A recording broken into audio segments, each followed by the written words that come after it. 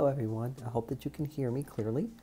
This is Paulette Ms. Music Jackson coming your way with a new episode of My Perspective. It has been a while, I know, since I've actually recorded an episode. I really had to think about what I want to speak on this evening. And by the way, I hope everyone's enjoying their evening. And something that most of you know who follow me or friends or whatever, know that I am a strong advocate, a huge lover of, it's in me. I can't even just say that. I think those words are not really enough to describe the arts and entertainment, music, particularly arts as a whole is my life. I've written books about that and so on and so forth. And that's what my business is in, centered around the arts and entertainment world. But one of my concerns has always been, especially being in this industry, is funding for the arts, media. And that could be theater, that could be dance, that could be musicians, singers, photographers, journalists, authors, writers.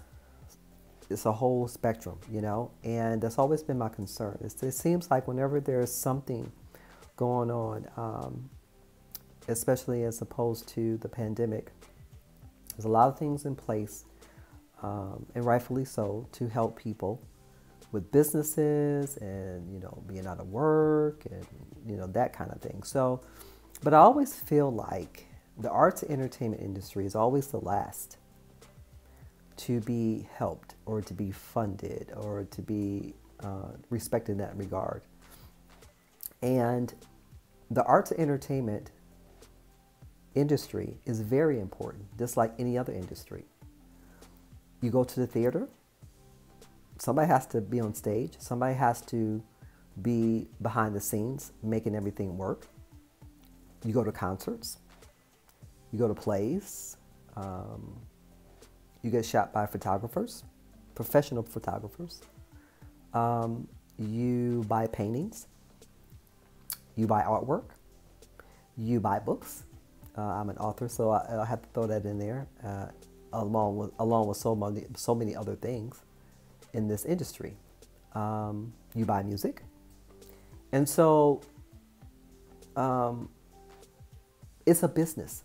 It's an industry too, and we're important too. We as artists, as creatives, are important. And I feel as though our city and federal and state governments should take us more seriously when it comes to the arts. Now, there are things in place. There are different endowments and funding and so on and so forth for the arts. But to me, it's not enough. And again, just kind of speaking on the pandemic that we all went through, very challenging for all of us, for all industries. But again, it just seems like the arts and entertainment industry is the last on the totem pole when it comes to things like that. And not only funding is important, but healthcare for us entrepreneurs and creatives and artists in this industry who work for ourselves. We're entrepreneurs. We're creatives and we're working for ourselves. That is our livelihood. It is our business. And I just feel like a lot more of those things need to be in place when it comes to our industry. And I'm sure a lot of you creatives and artists out there feel the same. And so that is one of the things that was on my mind to talk with all of you about, and just to kind of get your viewpoints of what you feel, or how you feel. Do you think the government or your city officials or federal officials or whatever are doing enough for the arts and entertainment industry? Because those of you who are fans, and you say you're fans, and you love the theater, you love dance, you love music, you love musicians, singers, going to the movies, actors, so on and so forth. Not only as we as creators and artists advocate for that, you as fans and supporters should, I feel, should maybe advocate too for us. You know, there are a lot of you out there who love arts and entertainment that may not necessarily be in the industry as performers or creatives, but as fans and supporters, I ask that you advocate for us as well, as we advocate for ourselves, and just kind of have more resources in place. In particular, I think another thing that brought me to this subject was a 2-day conference that I attended in Cleveland, spearheaded by Ms. Sharita Carthon. It was the Power Brand Expo for creatives and entrepreneurs. Fantastic 2-day conference, it really was, and more of that is needed. Not only to help with navigating through funding, but credit, business credit, and just that kind of mental, emotional health, being a creative entrepreneur, spiritual. It was just a whole 2-day of a lot of fantastic information, and some things maybe we may not have thought of. You know, branding, of course, marketing, and geared towards social media. It was just fantastic. It really was, to kind of listen to the different viewpoints of people who are doing it, that have done it, and want to be in place to help other creators and entrepreneurs in this space. So that's another reason why I wanted to do this episode of my perspective. I'm in the industry. I love the industry. I always have since I can walk and talk. I'm a writer. I'm a voiceover artist. I'm an author. I'm a songwriter. I was a dancer, you know, and love going to and being involved in theater, music, so on and so forth. And I still am. That is my life, you know. And anything I do outside of that is to fund it, to be honest, you know, to fund that. And of course, to keep the lights on and all that. So I just feel like, you know, and I'm going to do more research and to share that information with all of you. Now, there is the National Endowment for the Arts, as most of you know about. So please feel free to visit their website. I will post the website on my YouTube page down below. On my page, I will be sharing this video on my YouTube page, on my YouTube channel, with the website for the National Endowment for the Arts. And please feel free to visit that. And as I research and find more resources, I will share that with all of you as well. But I want to get your viewpoints. Please feel free to comment. I will have my comments on my YouTube channel. And if there's any resources that you know about that we may not be privy of as artists and creatives, resources out there to help us grow and build and keep going and doing what we do in this area of arts and entertainment industry, please let us know. Please let me know by commenting below.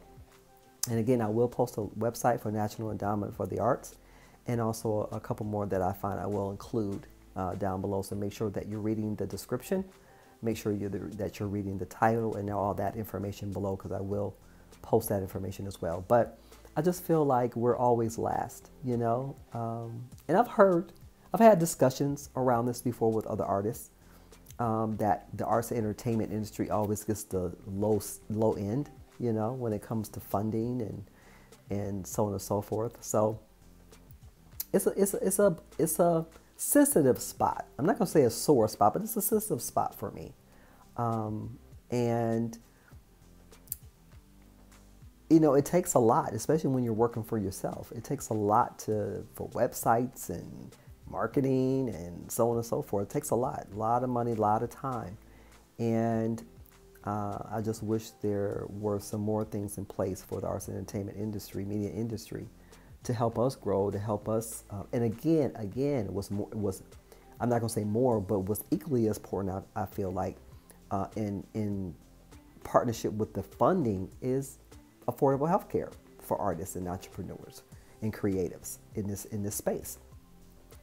That too. So again, I will continue to do research. I will continue to have conversations with other creatives and come up with things to share with you all, as I'm sharing it with myself as I learn more I've been doing a lot of research within the last couple of years just on funding and all. Again, the Power Brand Expo was a very good resource, very good conference that I attended again about a couple of weeks ago. So now, fantastic. Sharita Carthon was amazing in her efforts, in her push and drive to help entrepreneurs and creatives grow and to scale their businesses. Fantastic, you know, and we need more of that. We really do. So as I continue to have conversations, as I continue to do my own research, I will share that with you. Again, the one that I do know and that I've had contact with as well is the National Endowment for the Arts. So please feel free to visit that website. And I urge all of you to look at your local, wherever you live, any local resources for yourself and share with creatives in your area as well, as I will do the same. So again, my perspective, was about funding and the arts and entertainment industry. What is your take on it? My take is that there needs to be more. My take is that us as creatives are advocating for ourselves, but you as supporters and fans, we ask that you advocate for us as well. All right, everyone, have a fantastic evening. Again, feel free to comment below. I do one-on-one consulting, so if anyone wants to talk to me one-on-one and wants to consult on anything one-on-one, whether it be writing, getting into being a published author, or in the industry itself, I do have a consulting service that you can utilize. So I will also place that information or just let me know in the comments, and I will get back with you, each of you, one by one, and leave that information how you can contact me directly. All right, everyone, it's Paulette Ms. Music Jackson with another episode of My Perspective, and I will be talking with all of you very soon. Peace and blessings to each and every one of you. Enjoy your evening. Bye.